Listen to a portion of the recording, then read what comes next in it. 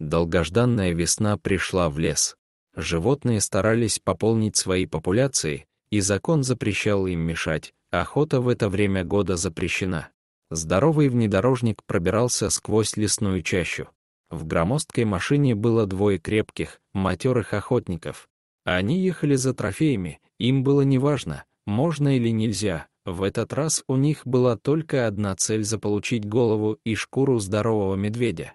Было решено ехать к реке, там с большой долей вероятности должны были отдыхать медведи и ловить рыбу, торопящуюся на нерест. Они быстро добрались.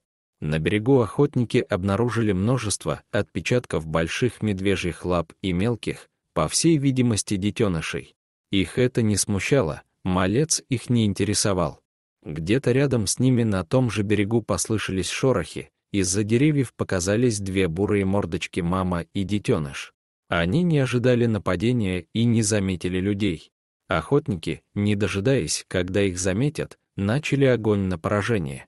Пуля задела медведицу, и они с малышом помчались вдоль берега.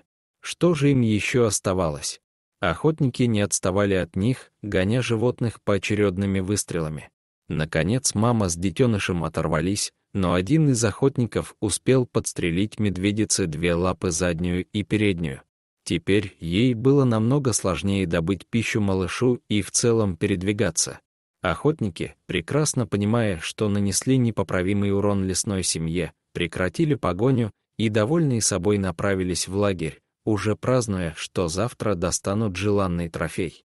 На следующее утро они двинулись вверх по реке, чтобы найти и добить свою добычу. Тем временем медведица тщетно пыталась поймать рыбу на довольно глубоком и бурном участке реки.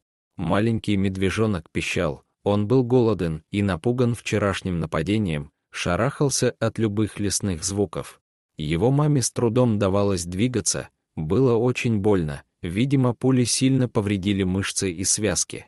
Она карабкалась на мокрые скользкие камни, и при каждой попытке поймать рыбу, она не могла удержаться на камне и вместе с добычей падала в бурлящую воду, но все равно с неимоверным усилием выплывала и начинала заново.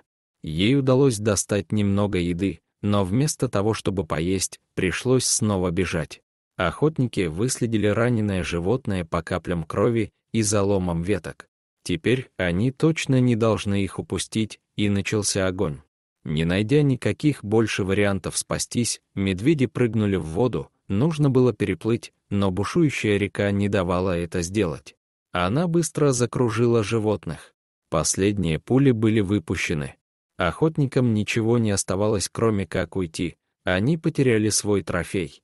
Браконьеры ушли, но не знали, что одна пуля все-таки поразила медведицу, врезавшись прямо в шею животного, пока та боролась с течением. И она начала уходить на дно. Позже река выбросила холодное тело на берег. Отчаявшийся медвежонок, захлебываясь в бурных потоках, неистово ревел, все дальше отдаляясь течением от мамы. Кислорода не хватало, и медвежонок потерял сознание. Тем же вечером местный егерь Леонид отправился на обход. Седовласый мужчина около 50 лет, очень любил лесные угодья и жил там один в своей небольшой избушке. Обычно он не ходил к реке, чтобы не спугнуть местных обитателей и не нарваться на медведей, но в этот раз он решил осторожно пройтись и там. Нужно было удостовериться, что все по-прежнему спокойно.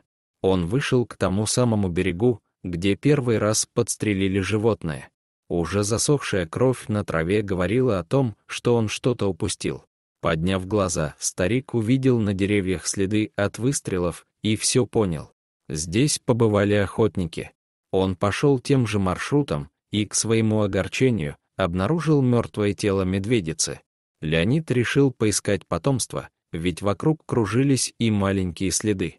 Пройдя несколько километров, он заметил выброшенного на берег малыша.